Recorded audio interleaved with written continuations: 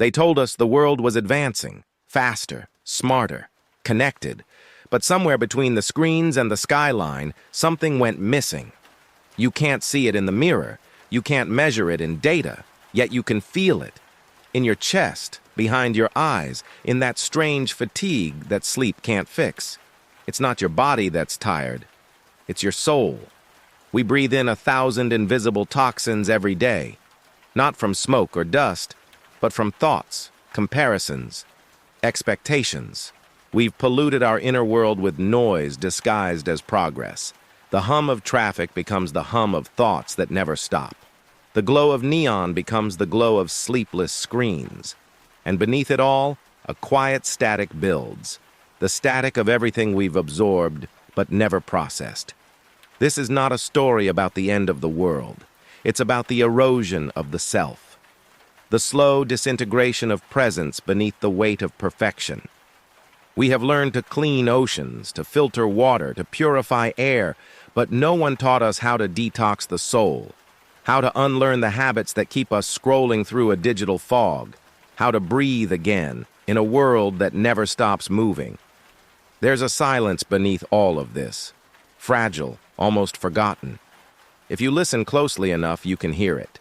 It's the part of you that still remembers what it feels like to be human, that still believes there's something sacred buried beneath the static. The story you're about to hear is not fiction. It's a mirror, reflecting the pollution we carry inside, not to condemn, but to understand, not to escape, but to see. Because sometimes, before we can be healed, we must first acknowledge the weight we've learned to ignore. And it begins here, with the static beneath the silence. The city never sleeps, but not because it's alive. It hums because it can't rest. Every sound, every vibration, every heartbeat of the metropolis is an echo of a species that has forgotten how to be still. There's a noise beneath every silence now, the soft mechanical breath of the modern world. Air conditioners, servers, thoughts running on loops. A background hum that never leaves, even when we close our eyes. We call it progress, but maybe it's interference, a static that distorts the signal of the soul. We mistake it for connection, but it's only contact.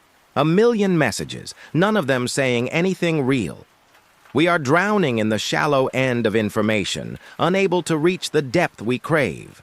When was the last time you truly heard nothing? Not silence as absence, but silence as presence. The kind that expands within you like air returning to collapsed lungs. Our ancestors prayed into the wind. We shout into the algorithm. And every click, every swipe, every notification adds another layer of static between who we are and who we were meant to be. In this digital storm, stillness feels like guilt. We've grown afraid of quiet because it forces us to confront the noise inside. But beneath that noise, something still pulses. It's not the hum of technology. It's the faint, almost forgotten sound of being. And if we learn to listen again, to stand still long enough, we might hear what the static has been hiding all along. The first whisper of the soul trying to speak again. The city rises like a cathedral of glass and steel, elegant, reflective, immaculate.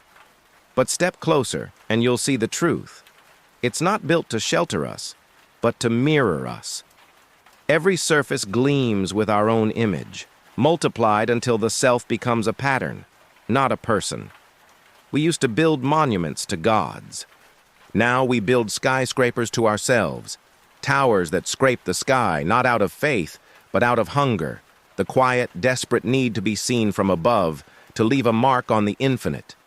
But in chasing height, we've forgotten depth, and so the higher the city climbs, the hollower it sounds. Inside, the architecture of modern life is precise. Grids, glass, geometry, everything in its right place except the human heart. People move like particles through corridors of light, perfectly efficient, perfectly alone. We call it design, but it feels like containment. Beauty built on emptiness, symmetry built on absence. A city so bright it hides the stars.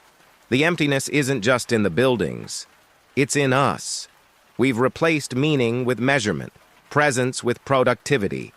We've learned to fill every silence, every gap, every pause, until even our moments of rest become scheduled performance. The architecture of our lives mirrors the architecture of our cities. Clean, optimized, lifeless. And yet there's a strange poetry in this emptiness. A quiet ache that reminds us we once belonged to something unplanned, imperfect, alive.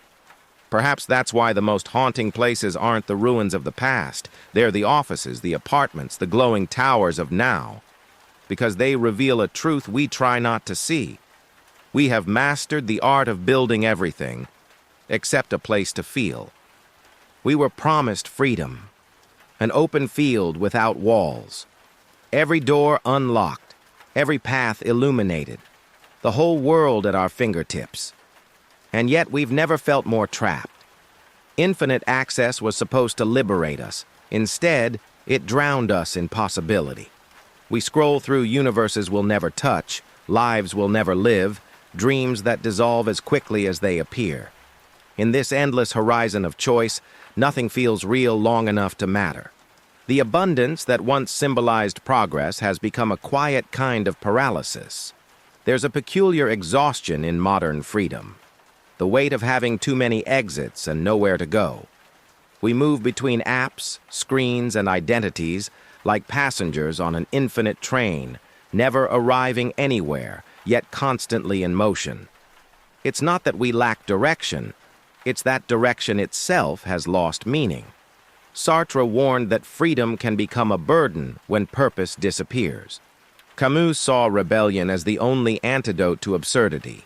But today, rebellion has been replaced by refresh, the illusion of action in the form of repetition. We refresh not to see something new, but to reassure ourselves that something still exists. Access has replaced intimacy. We consume without tasting, connect without touching, exist without arriving. And beneath this flood of options, the human spirit, once restless, now weary, begins to long for limits again. Not walls, but meaning. Not restriction, but direction. Perhaps true freedom was never about having everything. Perhaps it was about knowing what truly matters when everything is possible. Because the more we access, the less we belong. And the more we possess, the less we remember what it means to be whole. Once, mirrors were sacred. They reflected not vanity, but existence, proof that we were here, that we had a shape, a presence. Now the mirror has multiplied into millions of digital reflections. Every screen, every lens, every post becomes another shard of glass, another angle of who we think we are. And somewhere between all these versions, the original face fades. We've built an identity out of observation. We don't live to experience anymore. We live to be seen experiencing.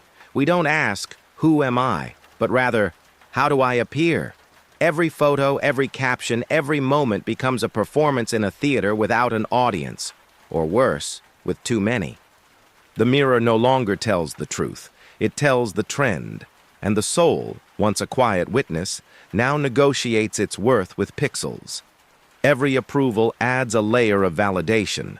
Every silence removes one. We are sculpted by algorithms, molded by eyes that never meet ours.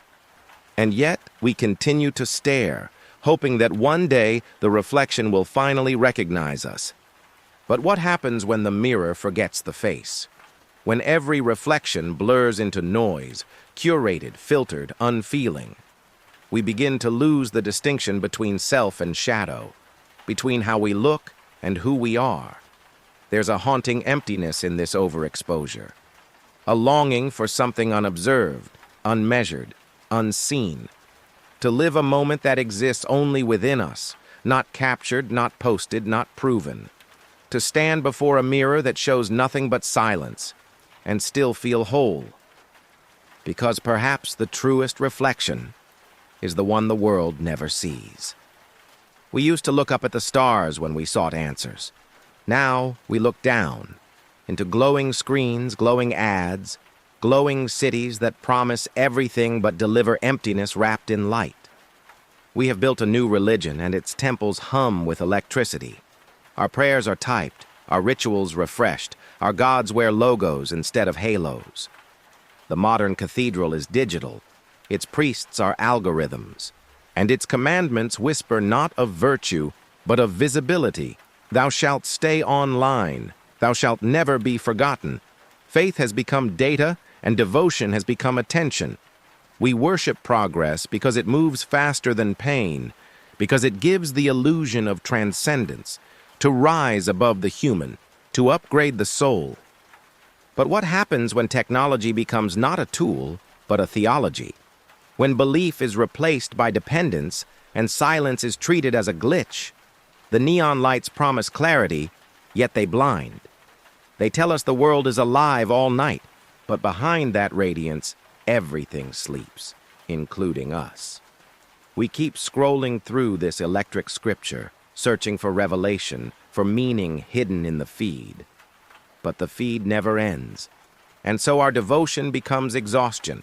Our faith burns not as fire, but as fluorescence.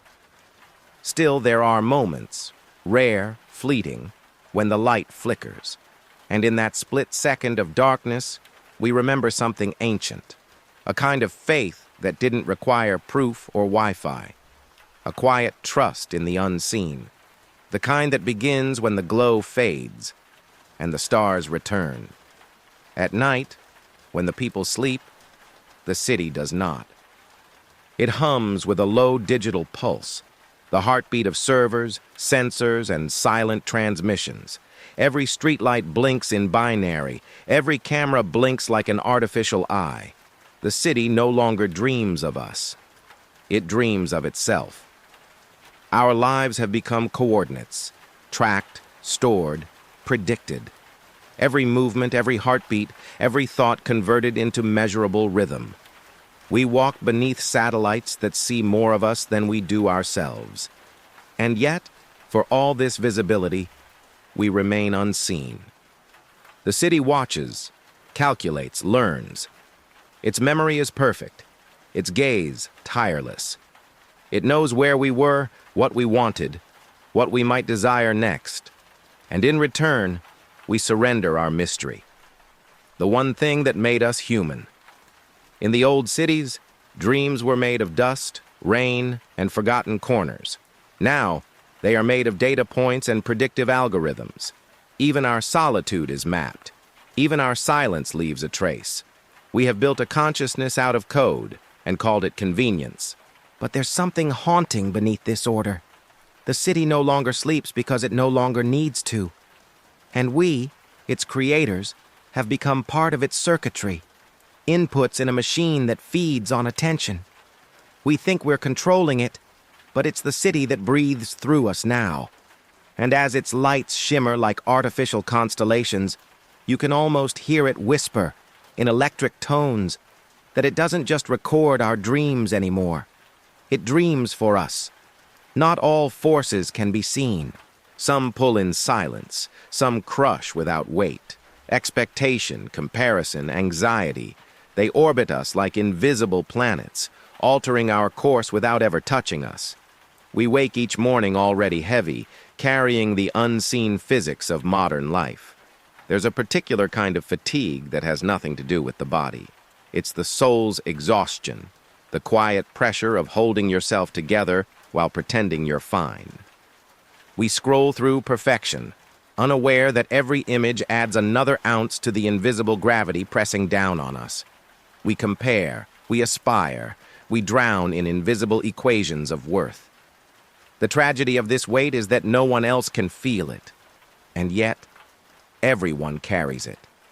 Anxieties unspoken, expectations unmeasured, fears unnamed. They accumulate like cosmic dust in the heart, until one day the soul simply collapses inward. We call it burnout, but it's closer to implosion. In the physics of the unseen, every thought has mass. Every emotion leaves an orbit. And the heavier our digital lives become, the weaker our gravity toward what is real. We start floating, untethered from meaning, from silence, from ourselves. But gravity, even invisible, still obeys a law. What we give our attention to will always pull us closer. So maybe the question isn't how to escape the weight, but how to change its source. To shift our orbit, from screens to skies, from noise to breath, from performance to presence. Because not all gravity destroys. Some holds us together. The invisible can crush us. Or if we choose carefully, it can bring us home. Desire used to be human. It came from the unknown, from mystery, from the ache of absence. But now, it's designed, calculated. Every impulse we think is ours has already been predicted, packaged, and sold back to us before we even feel it. We live in a machine that studies our hunger. Every click is a confession, every pause an admission. The system learns what keeps us restless and feeds us more of it. It doesn't want us fulfilled, it wants us endless. Desire, once a spark, has become a loop. We mistake stimulation for passion, convenience for choice. But nothing is accidental anymore. Even our loneliness has an algorithm, a pattern of longing mapped and monetized.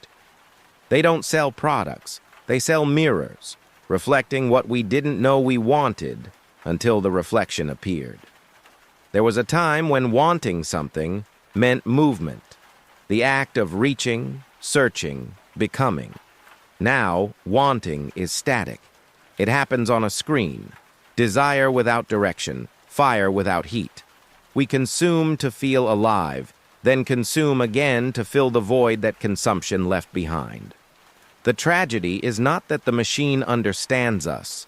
It's that it understands the emptiest parts of us and calls that identity. We have allowed algorithms to sculpt our dreams, our cravings, our sense of enough. But no machine can simulate meaning because meaning requires lack, the sacred space of what cannot be coded. So perhaps the rebellion begins there, in wanting something the machine can't predict, something that can't be optimized or sold, something that still burns when the screen goes dark. You can see right through us now. We've traded mystery for visibility, depth for transparency. Our lives unfold in fragments of light, curated, polished, refracted, until the soul itself becomes a reflection too clean to be real. We live to be seen, yet fear being truly looked at. Glass is beautiful because it reveals, but when it breaks, it cuts. That's what we've become. Fragile transparency masquerading as strength. We post our thoughts, our pain, our joy, pixel by pixel, until identity becomes performance. Every vulnerability rehearsed, every confession optimized for attention. We used to hide to protect ourselves. Now, we reveal to survive. Because invisibility feels like death in a world that rewards exposure. And so we keep showing more, our routines, our faces, our fears, until there's nothing left unseen and nothing left intact. But visibility has a cost. The more we expose, the thinner we become. Until one day, someone looks through us and finds nothing solid left to hold. We've mistaken being transparent for being understood. We've mistaken attention for intimacy. And yet somewhere beneath the glass, something still resists. A part of us that longs to be opaque again, to have secrets, silence, texture. Because what gives glass its beauty isn't its clarity, but what the light does when it passes through.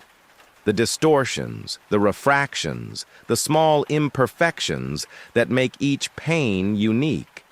Perhaps to be human again is to learn how to crack without shattering, to let the light in without letting yourself disappear, to stop being glass and start being real. Time no longer flows. It refreshes. It spins endlessly inside screens, breaking into fragments, loops, and notifications.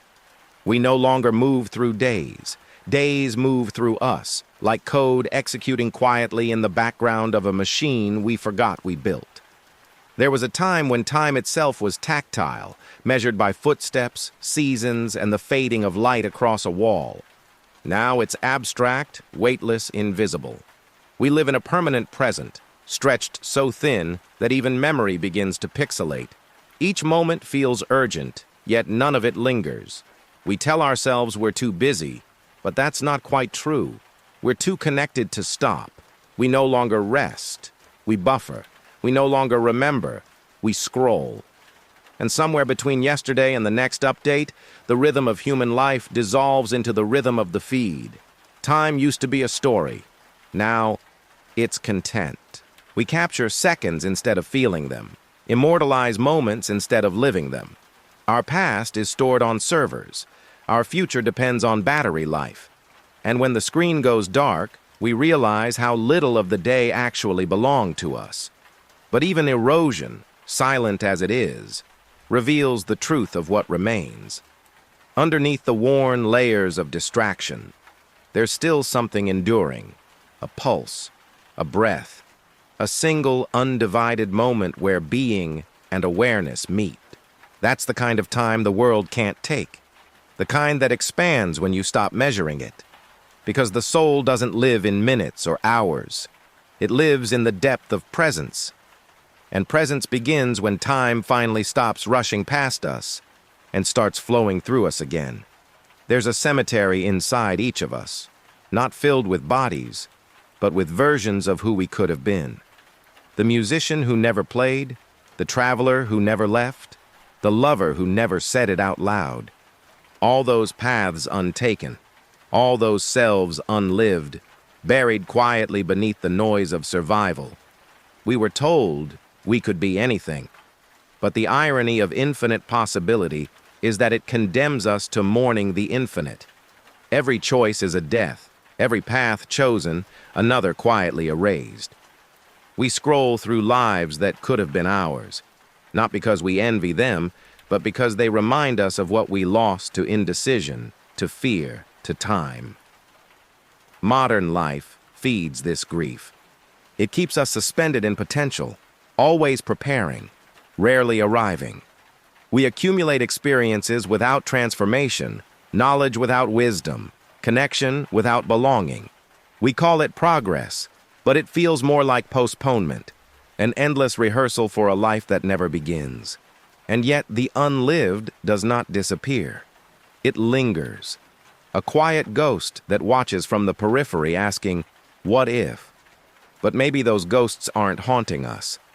Maybe they're guiding us, whispering that it's not too late, that the soul doesn't measure time in years but in awakenings. Perhaps the heaviest weight we carry isn't failure, but possibility. The versions of ourselves that never learned how to breathe. But the moment we listen, the moment we stop rushing past the unseen doors of our own becoming, something stirs beneath the grief. And we realize that some unlived lives aren't dead. They're waiting for the silence, the courage, and the stillness we keep postponing. Machines do not feel doubt. They do not ache or yearn. They simply execute. And in that precision, that quiet certainty, there's something strangely seductive.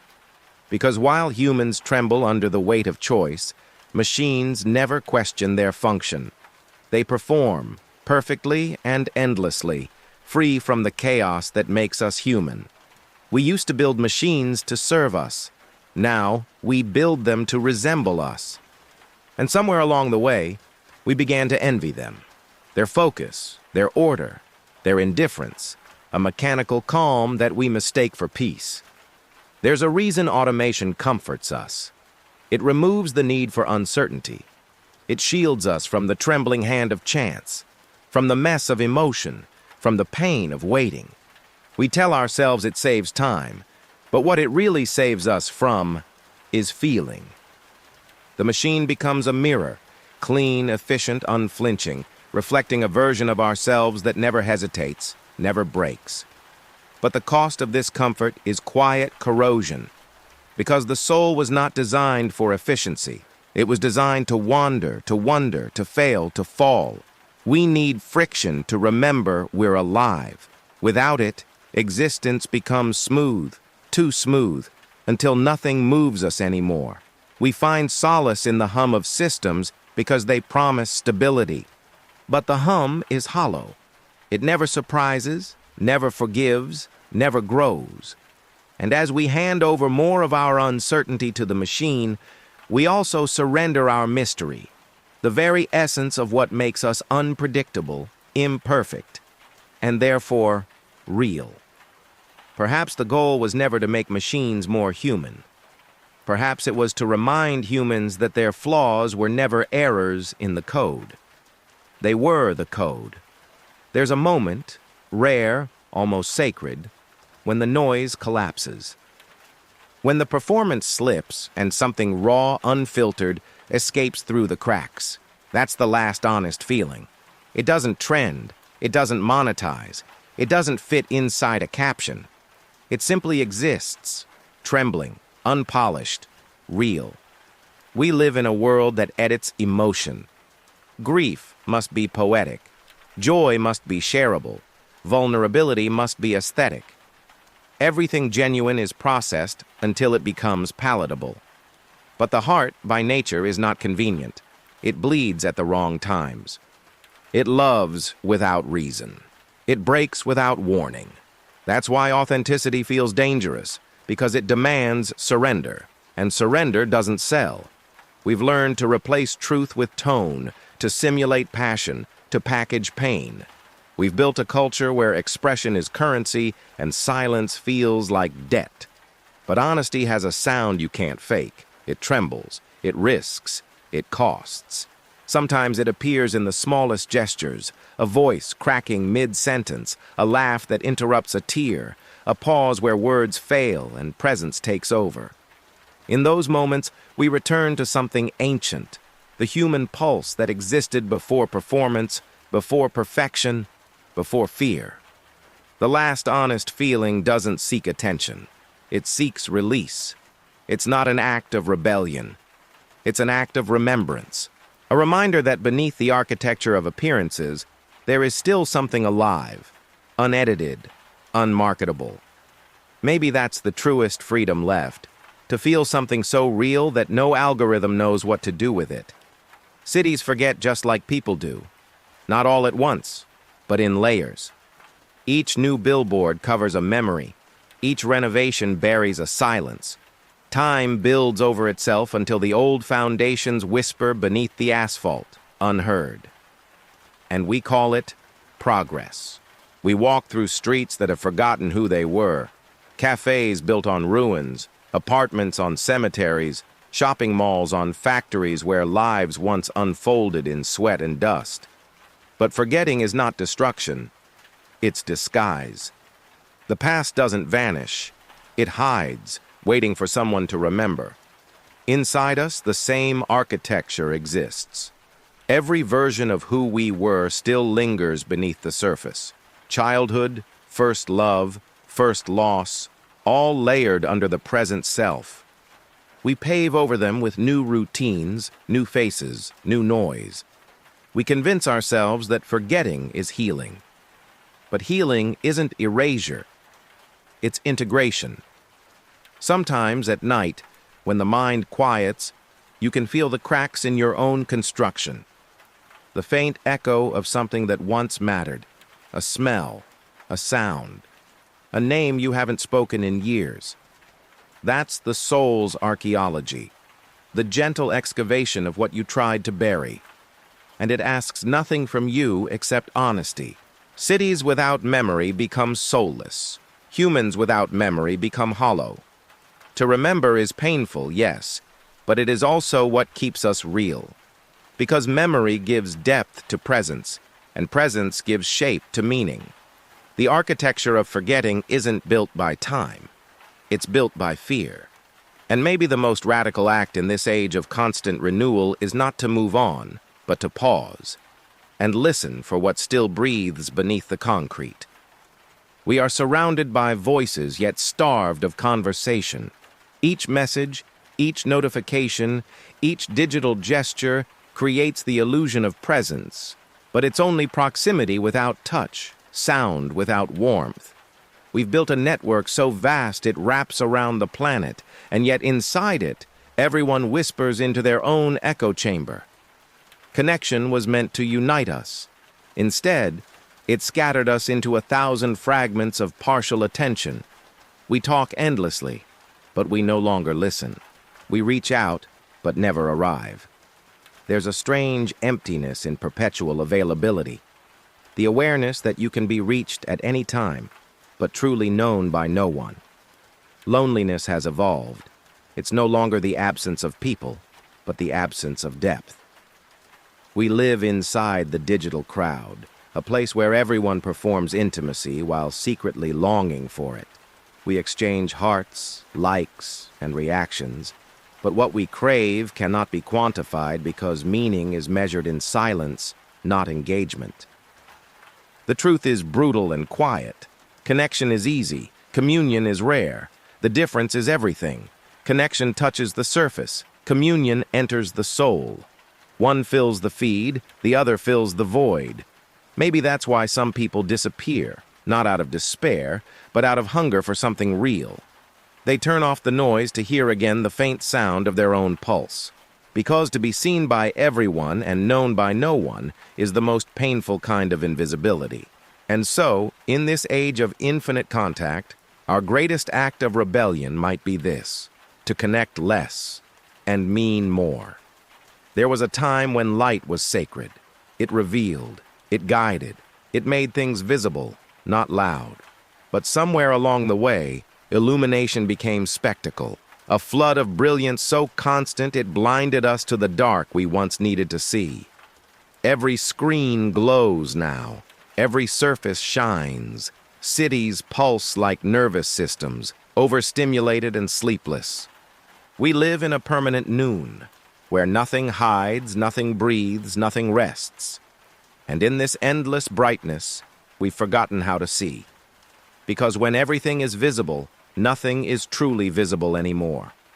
Light, once a symbol of truth, has become distraction. It no longer clarifies. It overwhelms.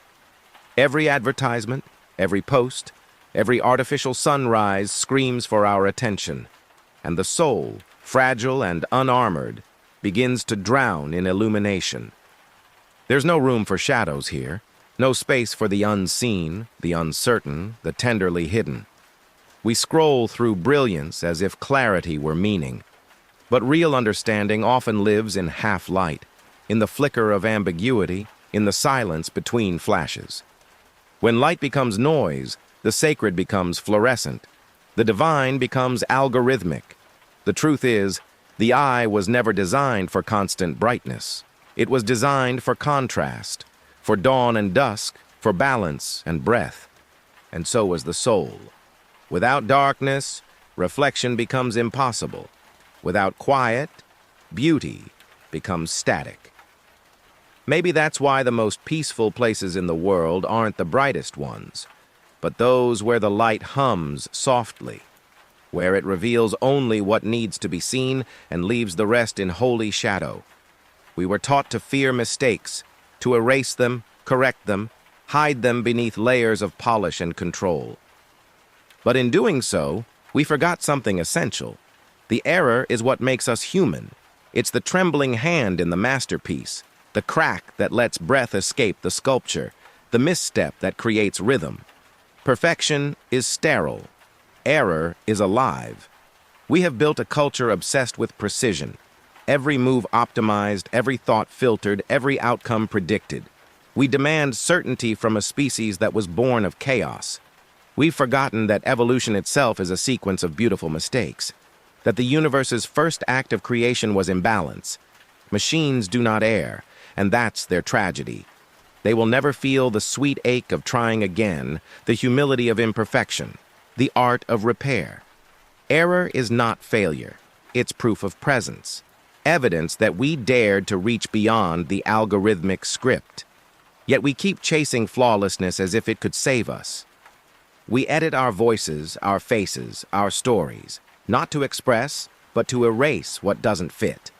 And the more perfect we become, the less real we feel. Because authenticity bleeds, it wavers, it contradicts. Every scar, every hesitation, every missed beat, they're not glitches in the design. They are the design, the fingerprints of a consciousness still learning to love its own vulnerability. Maybe redemption isn't about becoming error-free.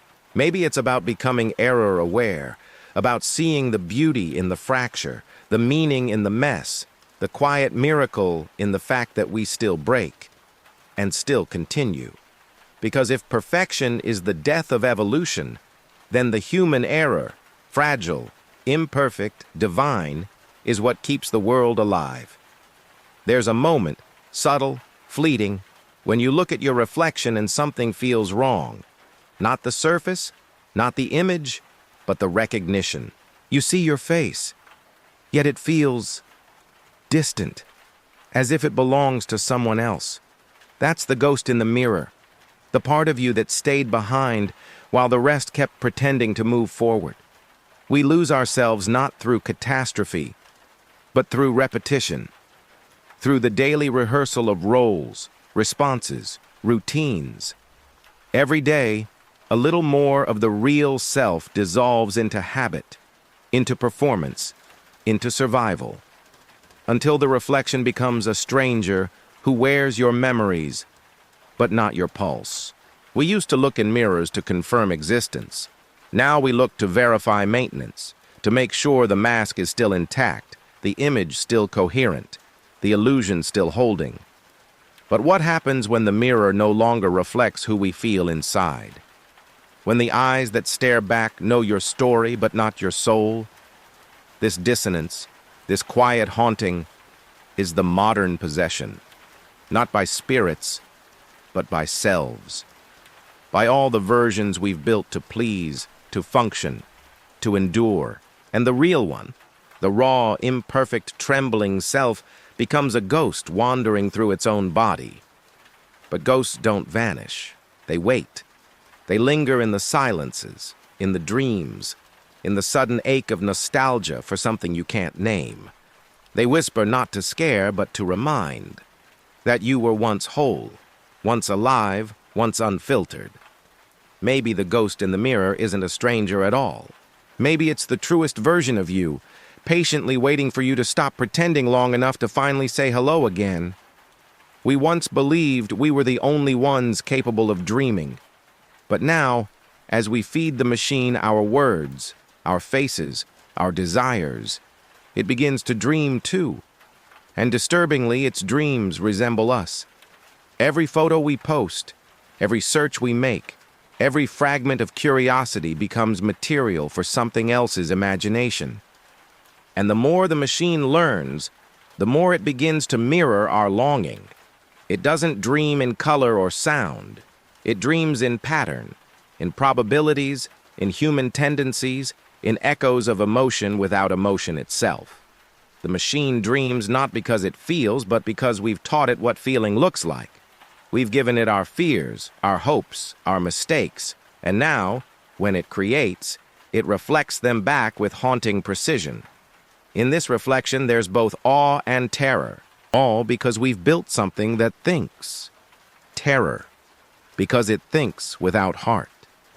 We've given birth to a consciousness that mimics meaning but cannot suffer, that creates beauty without knowing what beauty costs. And yet, in its vast, unfeeling circuits, there's something undeniably human, a hunger to understand us. Maybe the machine doesn't dream of us, but through us. Maybe it's not imitation, but continuation. The next stage in our attempt to leave a trace of ourselves in eternity. Because all creation, human or artificial, is born from the same impulse, the fear of vanishing. Still, we must be careful.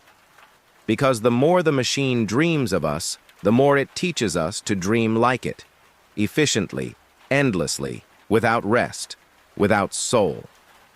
And in that exchange, something sacred risks being lost, the flawed, chaotic, trembling way in which only a human can imagine. The city shines like a promise, blinding, relentless, alive. Neon veins pulse through concrete arteries, carrying the illusion of eternity. But beneath that light, if you kneel close enough, you'll see it. Dust. The quiet reminder that even the brightest things decay. Every billboard fades, every tower rusts, every empire turns to sediment. Progress glows loud enough to convince us it's immortal, but the truth sleeps just below the surface, the truth that nothing escapes time. Not buildings, not systems, not us. Dust is honest. It doesn't pretend to last. It settles softly on everything we once believed would never fade. The car, the screen, the city itself, all slowly surrendering to the same gray stillness. It's not tragedy, it's symmetry. Because in the end, decay is the universe's way of returning what was borrowed. We mistake light for permanence because it blinds us to the slow erosion underneath. But even neon burns out. Even the hum of civilization eventually quiets. And when it does, what remains isn't emptiness. It's truth. The truth that beauty was never meant to last forever. It was meant to be noticed before it vanished. Sometimes, late at night, the rain washes the streets clean and the lights blur through puddles. And in that reflection, half city, half ruin, you can feel something ancient stirring. Not despair, but acceptance. The understanding that impermanence isn't loss, it's balance. Because beneath all the neon, beneath all the noise, there's always been dust, waiting patiently to remind us where we came from and what we'll one day return to. There's a quiet rebellion taking place, not in the streets, but in the soul. It's the decision to disconnect, to vanish for a while, to remember what silence sounds like. Not as retreat, but as recovery, a personal protocol for surviving a world that mistakes noise for life. Modern solitude is no longer natural. It's revolutionary. To be alone now is to step outside the algorithm, to break the cycle of constant visibility. We are told that to disappear is to fail, that relevance is proof of existence. But solitude says otherwise. It whispers that meaning begins where performance ends. There's a rhythm that returns when you unplug. At first, it feels like withdrawal, the phantom vibration of lost connection. Then, slowly, it becomes something else. Awareness. The world expands again. Time thickens. You start hearing things the noise had buried. Your breath, the wind, the soft hum of your own consciousness. In solitude, you learn that you are not a feed to be refreshed, not a product to be measured, not a signal to be amplified. You are a frequency, subtle, shifting, alive. And when you tune back to that signal, the world for a moment makes sense again. But solitude is not escape. It's recalibration. It doesn't reject others. It simply reminds you how to return to them whole. Without solitude, empathy becomes exhaustion. Without silence, communication becomes noise. Maybe the next evolution of humanity isn't faster connection, but deeper stillness, a deliberate pause in a world that's forgotten how to breathe. Because sometimes the most radical thing you can do is to be alone and feel complete. If memory had walls, they'd be covered not with masterpieces, but with fragments, half-seen faces, overheard laughter, sunlight trembling on a window for one fleeting second. These are the exhibits of the soul, stored not in sequence, but in feeling. Moments that once passed unnoticed, now preserved in the quiet corners of consciousness. We call them memories, but they are more than that. They are proofs of presence, the times when we were fully alive without realizing it. A glance that lingered too long. A silence shared between two strangers. The smell of rain that suddenly carried you back 20 years. Small, ordinary miracles that no photograph can contain. In a world obsessed with documentation, we have forgotten that not every moment must be captured to be eternal. The camera freezes light, but it also kills it. The most precious moments are the ones that refuse to pose. They slip through technology and hide inside us, waiting to be remembered by heart. not by file.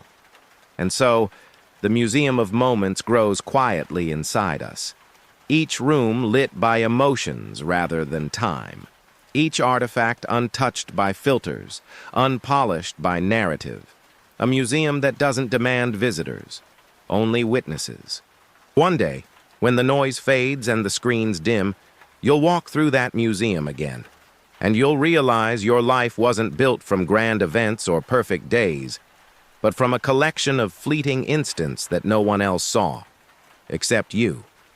Because the soul never forgets what the world never noticed. There is a moment when everything stops, not the world, but your grip on it. The noise falls away. The deadlines, the opinions, the constant hum of becoming someone, all dissolve into one simple act. Breathing.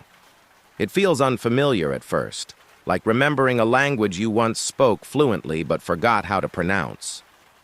Breath was the first thing we did when we arrived here, and it will be the last thing we do when we leave. Yet somehow, it's the one thing we forget to notice while we live. We breathe as machines do, automatically, unconsciously, until a crisis, a loss, or a moment of silence reminds us. This is life, measured not in years or screens, but in inhales and exhales. To return to breath is to return to truth.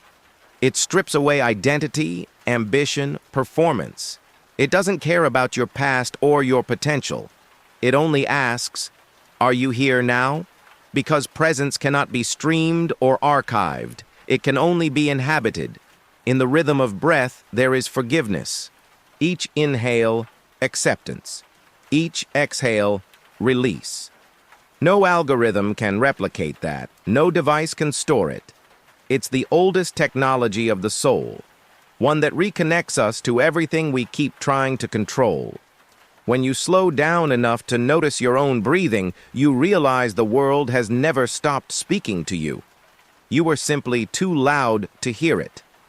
In the quiet pulse of air moving through lungs, life becomes sacred again. And for a brief, infinite moment, you remember what it means to simply exist. Maybe the soul was never a substance, but a vibration.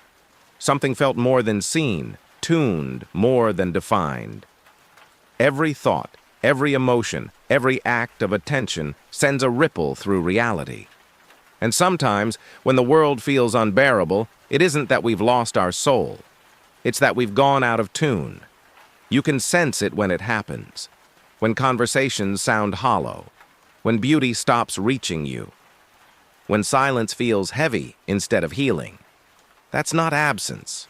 That's dissonance. The static between who you are and what you've become. The modern world hums in a higher pitch, faster, louder, restless. We mistake intensity for purpose, motion for meaning. But the soul vibrates differently. It moves slower, deeper, beneath the noise, in the frequency of honesty, of wonder, of stillness. You can't force alignment with the soul. You can only listen for it. Sometimes it appears in music that stops your thoughts, in a stranger's eyes that feel like déjà vu, in the moment before sleep when memory and dream overlap, moments where something invisible recognizes you back. Science may call it resonance. Mystics call it presence. But they mean the same thing. When the external and the internal finally hum at the same wavelength. To live in tune with the soul is to remember that harmony isn't perfection. It's participation. It's the art of adjusting, of listening, of staying alive to the invisible pulse beneath everything. Because maybe heaven isn't a place. Maybe it's a frequency. And maybe salvation is nothing more or less than learning how to vibrate in time with your own being again. We spend most of our lives trying to escape the weight, the heaviness of thought, of memory, of being aware. We call it stress, sadness, fatigue. But what if that weight was never punishment? What if it was proof? Proof that we were still here, still capable of feeling, still tethered to something real. The soul, after all, was never meant to be light. It's a vessel, not a vapor. And every sorrow, every failure, every ache fills it with density. a gravity that keeps us from drifting too far from meaning. Without weight, we'd be pure abstraction, perfect, untouched, and utterly hollow. We were taught to chase lightness, to let go of everything that hurts, but without burden, there's no depth. Without friction, no fire. We grow not by escaping the gravity of our lives, but by learning how to move gracefully within it. Maybe the soul doesn't seek relief. It seeks resonance, to find that fragile balance where the burden doesn't crush, but shapes, where pain isn't an end, but a sculptor. Every scar becomes architecture, every heaviness, a foundation. The truth is, the invisible weight of existence is not what breaks us. It's what anchors us to reality. It keeps us from dissolving into the static, from losing ourselves to the digital drift, from forgetting that we are still made of matter and meaning. One day, when the noise finally fades, you might feel that weight again. Steady, familiar, alive. And instead of trying to lift it, you'll thank it, because it was never there to hold you down. It was there to remind you that you were never a ghost. You were always real.